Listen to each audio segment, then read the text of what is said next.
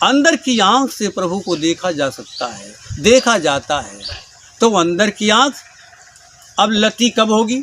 जब संसारी आँख पर कोई दीवाना हो जाता है तो फिर वो सपने में भी देखता है। संसारी आँख से किसी चीज़ को देख लेते हैं, किसी चीज़ को देख लेते हैं। भैंस खरीदने जाते हो, गाय खरीदने जाते हो, और भी कोई जानवर खरीदने जाते हो तो पूरा मेला देख डालते, पहले देखते हैं, इसके बाद में नज़र रखते हैं कि वो हमारे पसंद में है, फिर उसकी बात करते हैं और यहाँ तक कि खरीदने की कोशिश भी करते हैं जब दोनों पक्ष राजी हो जाते हैं। तो इसी तरीके से जैसे आज हमारे स्वामी जी महाराज ने आवाज़ लगाई कि हम आए वही देश से जहाँ तुम्हारा धाम, निज घर को पहुँचावना एक हमारा काम। तो एक हमारा काम कहाँ? स्वामी जी ने कहा कि जहाँ से हम आप आए हैं। और हम आप कहाँ से आए हैं? ना हम हरिद्वार से आए हैं, ना हम काशी से आए हैं, ना जो चारों धाम से, यानी चारों धाम से हम लोग नहीं आए हैं। हम कहाँ से आए हैं? सत्यलोक से। फिर सत्यलोक कहाँ है? सत्यलोक है तो कहाँ है? अरे धरती पर नहीं है, वो तो ऊपर में है। अब जब ऊपर में है तो कोई कह दे कि नहीं वहाँ कौन सा वाहन जाएगा?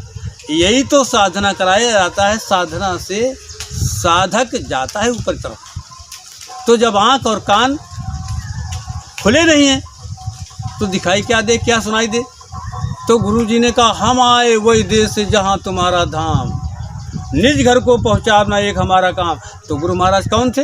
वही पूरे थे। और जब संसारी आँख से हम लोगों ने देखा और संसारी आँख से आँख में मिलाया तो अंदर में एकदम लहर उठी कि ये कोई पावर है। अंदर में रोशनी पैदा हुई तो समझ गए कि पूरे सद्गुरु हैं।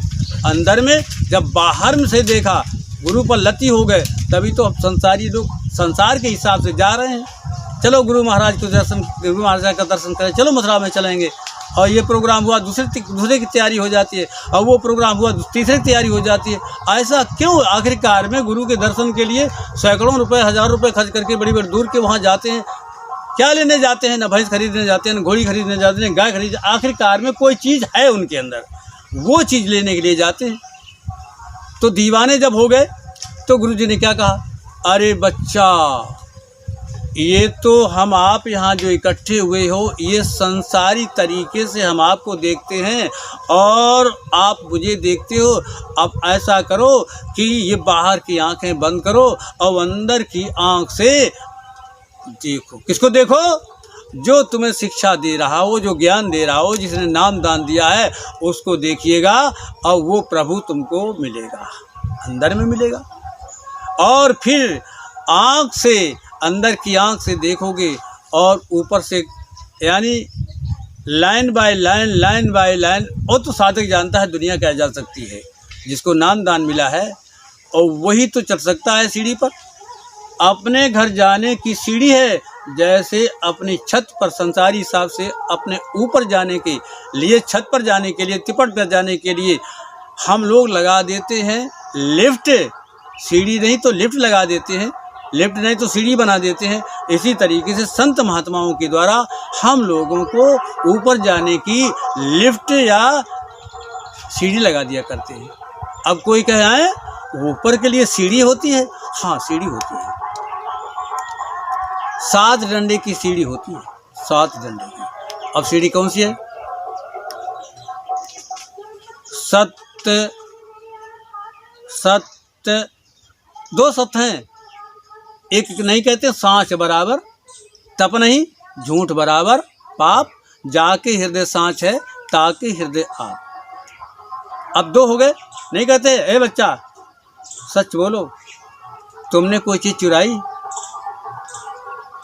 कहा नहीं सरकार नहीं चुराई। अरे चुराई सही बताओ, और नहीं तो सजा मिलेगी। हाँ साहब कलम लिया, या कलम डरी मिली, चुराई नहीं। चलो कोई बात नहीं, चोरी तो खुल गई। तो सत्य, सतगुरु, सतनामा, सतसंगति, सत्संग प्रबधान, एक सत्कर्म है। 7 हो गए। सत्य सतगुरु। अगर हमें सत्य से मिलना है और रात दिन हम झूठ बोलते हैं, सत्य मिलेगा नहीं। और अगर हम सच भी बोलते हैं और सद्गुरु सत्य भी हमें मिल गए, लेकिन सत्य के बताए हुए आदेश पर अगर हम नहीं चले तो सत्य का दर्शन होने वाला नहीं है।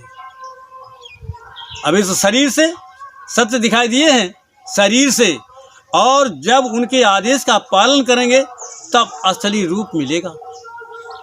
ये रूप जो हम देखते हैं अपना या किसी संसार के लोगों का या गुरु का, ये तो संसारी रूप है। फिर गुरु जी कहते हैं अरे बच्चा आंख बंद करके अंदर में देखो। अब अंदर में देखोगे, सीढ़ी दर सीढ़ी चढ़ना शुरू करोगे तो फिर वहाँ का धनी जो है वो तुमको रास्ता देता हुआ चला जाए, बता देगा कि इधर से उधर, उधर से उधर, उधर से उधर, इस गाड़ी पर बैठना, इस गाड़ी पर बैठना। जैसे हम लोग देहात में जाते हैं, कहीं पर भी शहर में जाते हैं, कहीं पर भी किसी से पूछते हैं, नहीं रास्ता मालूम तो पूछ लेते हैं, चलो इधर से चले जाओ, इधर से चले जाओ, वो देखो टिकट घर है। तो इसी तरीके से अध्यात्म के लिए भी एक टिकट घर है। अगर संसारी वाहन के लिए हमें टिकट घर की आवश्यकता है, ऐसे अध्यात्म के लिए भी टिकट घर की आवश्यकता है। और अध्यात्म ज्ञान की टिकट कहाँ मिलती है?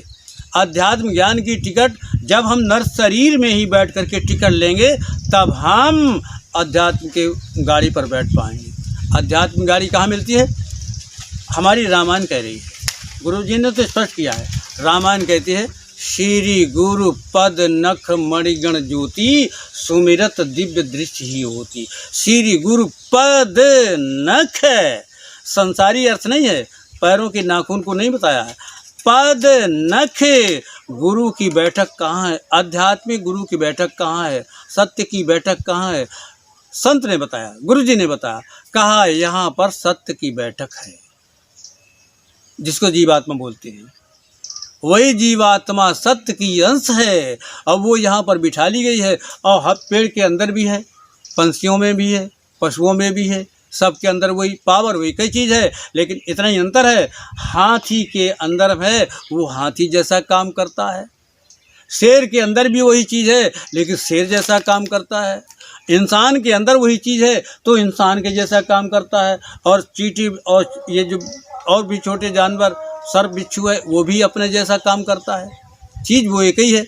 इसलिए इंसान के लिए कहा गया है अरे इंसान तू चींटी नहीं है, तू हाथी घोड़ा नहीं है, तू ये वो नहीं है, तू तो सर्वश्रेष्ठ है। और सर्वश्रेष्ठ इसलिए बनाया गया है, नर शरीर में जीवात्मा बैठ करके ही अपने घर जा सकती है और कोई शरीर संसार में नहीं है, इसी शरीर से जा सकती है और कोई शरीर नहीं है। यानी शरीर का दुनिया में चाहे देवी हो चाहे देवता हो, ये भी एक शरीर है, राम हो कृष्ण हो, ये भी एक शरीर है। तो इसी तरीके से जब तक हम अध्यात्म के पाठशाला में नहीं जाएंगे तब तक वो अध्यात्म हमें मिलने वाला नहीं है। तो टिकट घर में, अब टिकट घर कैसे पहुंचेंगे, यहाँ कैसे पहुंचेंगे? आफत की घड़ी है। हम पंचभौतिक शरीर में हैं, स्टेशन हमारे टिकट का स्टेशन पर हमारे पास यहाँ पर है। तो पहले ज़माने में गुदा चक्र से साधना कराई जाती थी, नीचे से गणेश जी की साधना पहले शुरुआत में, फिर शंकर ब्रह्मा विष्णु महाद्या शक्ति और फिर छठे चक्र पर आकर के साधना। अरे सदियां गुजर जाती थी और फिर भी वो टिकट नहीं खरीद पाते थे, फेल हो जाया करते थे। तो स्वामी जी महाराज ने देखा कि इधर से उधर जाने के लिए रास्ता है और यहाँ से इधर की साधनाएं कराई जा रही हैं, यहाँ से साधना नीचे की तरफ कराई जा रही हैं। गुरु महाराज ने कहा इधर की छोड़ो, रिद्धियाँ सिद्धियाँ शक्तियाँ हमारे अंदर बैठी हुई हैं अंदर में। और गुदा चक्र से साधनाएं कराई जाती थी। तो एक देवता को पार करने में, राजी करने में और हजारों वर्ष लग जाते थे, युग बीत जाते थे, एक ही नहीं सिद्ध राजी हो पाता था। तो कहा रिद्धियाँ सिद्धियाँ शक्तियाँ इधर तुम्हें परेशान करती हैं और तो इधर से आप उधर की तरफ चलो। ये साधना आज तक किसी ने नहीं बताई,